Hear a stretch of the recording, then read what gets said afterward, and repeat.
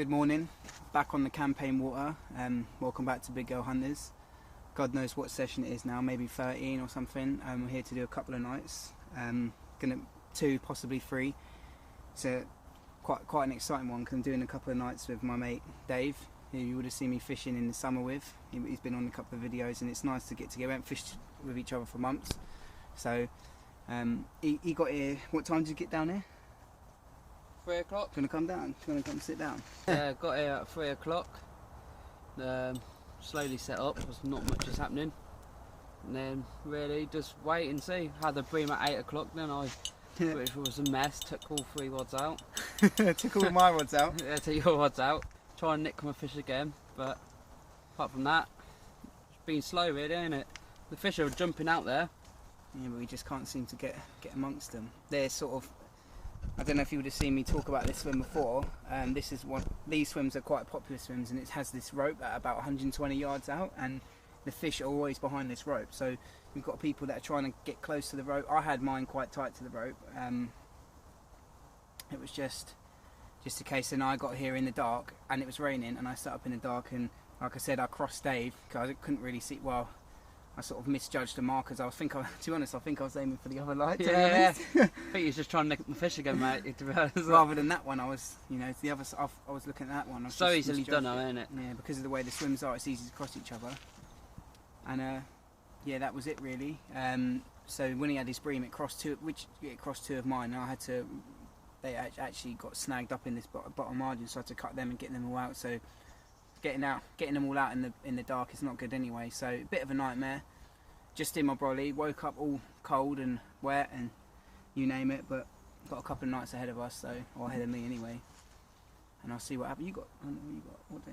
You going tomorrow? Yeah, till Sunday, like lunchtime-ish. So at least 24 hours, yeah, ain't we? So yeah, so it's all time, and it's it's still looking alright. And I've had a few in a day here, so the fish is showing.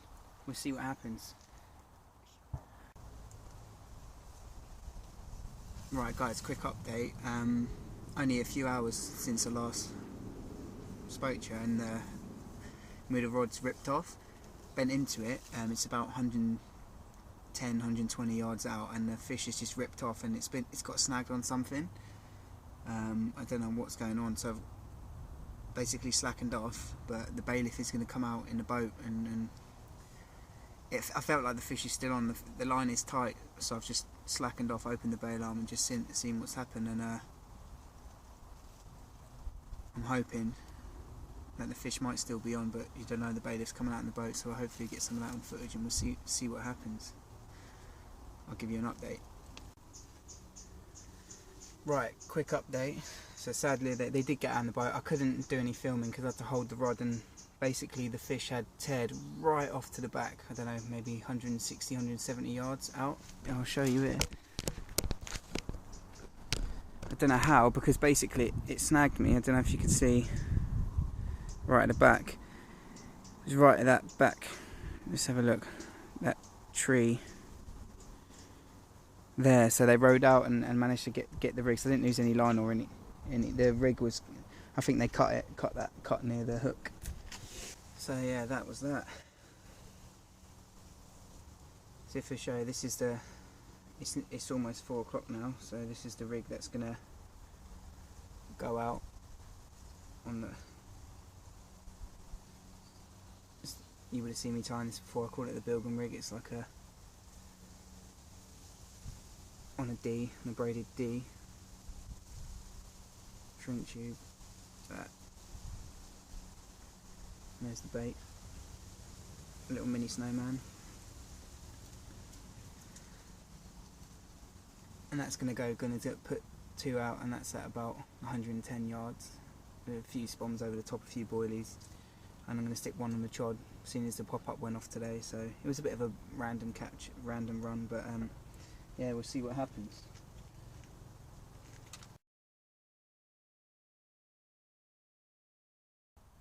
So Dave's just getting the kebab in on the phone, the order. They're showing like crazy out there, which is a good sign after my loss. First fish I've lost on it. Okay. Okay, and will they give us a call when it's at the gate, or? Alright then, thank you very much. Cheers. Bye.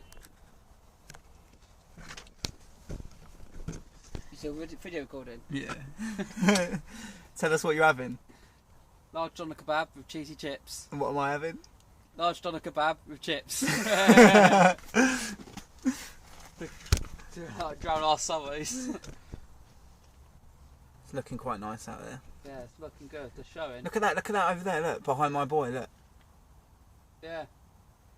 They just started splashing like mad out there. I wonder if I can catch any on film. They've literally been crashing like every 2 minutes, ain't they? So It's the rods waiting to there you go. One just crashed on the back. Normally they do it like a second. So far, it's so far away you can barely even see it. I don't know, guys, if you can see these little dots. That's where the rope is with the boys. It's about one time I'm fishing about, I'd say, a rod length just off it. So we'll see what happens. Put a few boilies, probably about 6 bombs over the top, not much. So I'm just trying to fish for a bite at a time. We'll see what happens. 50 boardies, ain't it? Yeah, still quite a bit of bait, but yeah. Just enough to get a bite, really. We'll see what happens. Right, guys, just had this one. Cheeky 18 pounder, nice little chunky one. Nailed on a nutcracker snowman. It's about 11 o'clock and I've just got the rod back out and weighed her up, and hopefully we'll get another one and get a few shots. Nice.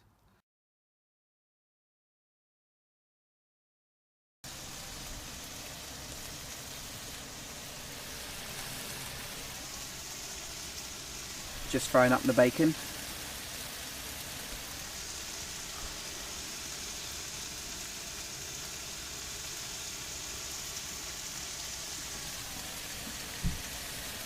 Tea on the go.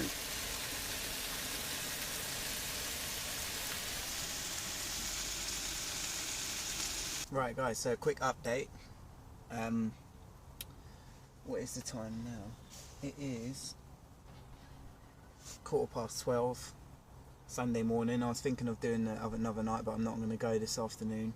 I'm a bit tired and not much is really happening, so I was saying that I had a couple.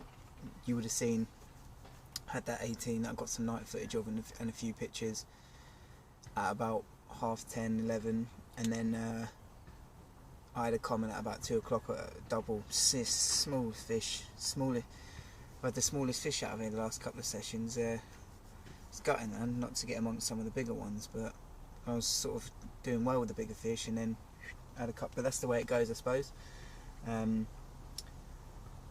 What else? Nothing else really to report. Dave is gone now. He didn't have anything else, and the wind's picked up a little bit, and I'm here till about 5 or 6, and we'll see what happens. Like, I did hook that fish yesterday. I didn't really finish off the story. I couldn't get footage of the guys on the boat because I had to hold my line up, and they did manage to get it back, my line back, but the rig was cut. It probably took it out to nearly 200 yards, which is mental. So there we go. So not that much action in this blog or vlog or whatever you want to call it, but yeah. So we'll see what happens. Right, I want to show you a little trick. Something that I've been doing recently on here. You would have seen I normally use bright tippers, and I have been using them. I started again with them, but I feel like recently the fish, the people put a lot of bait out in there, and the fish, they are getting on the boilie, and but they're not picking up the hook baits, they're getting away with it. Because most people will tip with a bit of imitation corn or do a little snowman. And I feel like the people that do just use a bottom bait, it's so silty out there that that it's getting plugged in a little bit, and that's why they're not catching. So I come up with, well, it's not really loads of people have been doing it. I've done it loads of times before. It's just basically just drilling out the bottom bait and corking it. I think it's 8mm bit of cork. I've got this bit pre-chopped and a drill, so I'll show you how to do that now. All you have to do is get your boilie and start nice and gentle.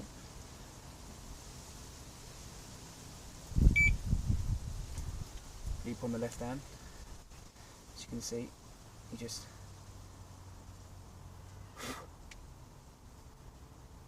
this is a ESP drill I've had for donkeys. Use it for my tigers, use it for boilies. I drill tigers and cork them a lot.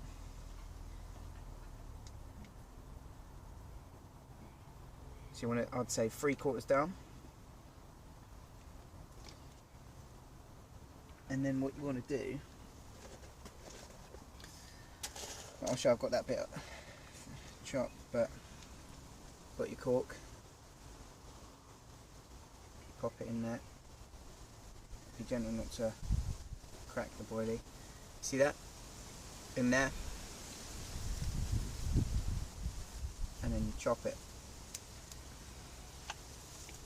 So you can have it cut right tight, but I actually like to have a little bit of cork sticking at the top there just to make sure that it does, because I use a size 4 hook, so this is not going to pop up. This will just sit a little bit, you know, basically popped up a little bit on top of the silt. And you know, I've been fishing here and with that tactic aligned with, you know, with pretty much everyone. The other swims taken and the other swims are taken, and I've been out fishing people pretty much use very similar baits and things like that, similar tactics, but these are getting bites. And tiny little, you know, you might say, oh, that's bullshit, but it's tiny little percentage which can make a difference like that. That can make a big difference, because I suppose a lot of people don't want to just put out a straight bottom bait, or if you do, you know, like I say, it can be plugged in the silt, or people want to put a little bright snowman on it, or, you know, I like to use them myself, but especially white, because I feel like it just looks like a washed out bait. That's why I use the white on the top all the time. But yeah, there's the little boy, and I'll show you how to put it on your rig. Take the bit of cork out and put your baiting needle through it first, and then so like that, and then you just puncture the hole.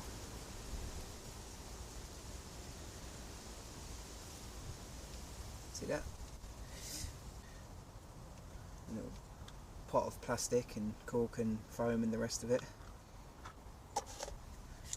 Cut some floss.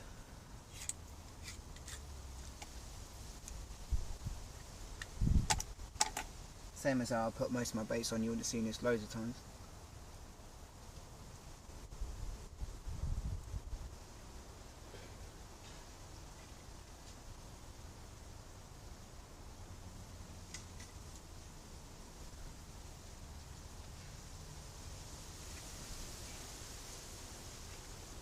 Down, push it on to the little micro rig swivel. And because I would normally do 2 knots, then put a boilie stop, but this one I just do 3 knots, and because the cork is so tight, chop it down and then you blob it, and then it will never come through. It's like what I do when I have plastic on top. I don't bother putting a boilie stop on.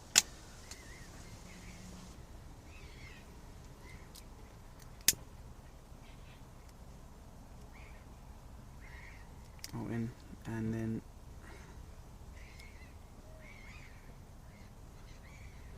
see that, there we go. There's the rig.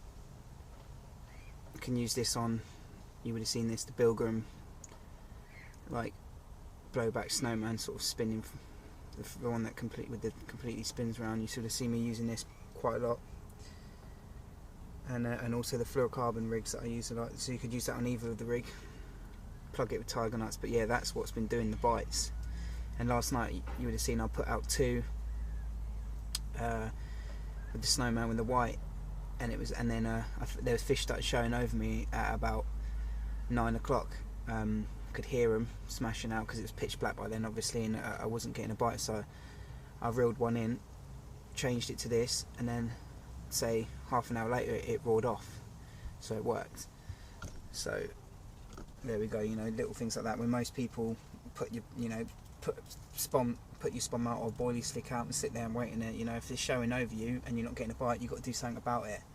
You know, often we'll change to a bright, you know, if you've got all things like that and then you put a bright on, it can work vice versa. But there we go. So this is the most pressured water I've ever fished, and there we go. Look at the movement on that. It will just sit like this in the silt with boilies all over it, and it just gets sucked up and then nails them. There we go. I hope you give it a go. Hope you bag one. Right guys, that's it now. It's the end of the session. Getting picked up in about 10 minutes. It's about 4 or 5 o'clock Sunday, and that's it. Nothing during the day, but you know, had a couple of fish, learnt a lesson, learnt more. Still one step closer to my target fish, and yeah, hope you guys enjoyed this quick one. I know I didn't do too much stuff, but a few little bits and bobs, showed you a few tricks, and I hope you guys are doing well and catching a few. Take it easy. Tight lines.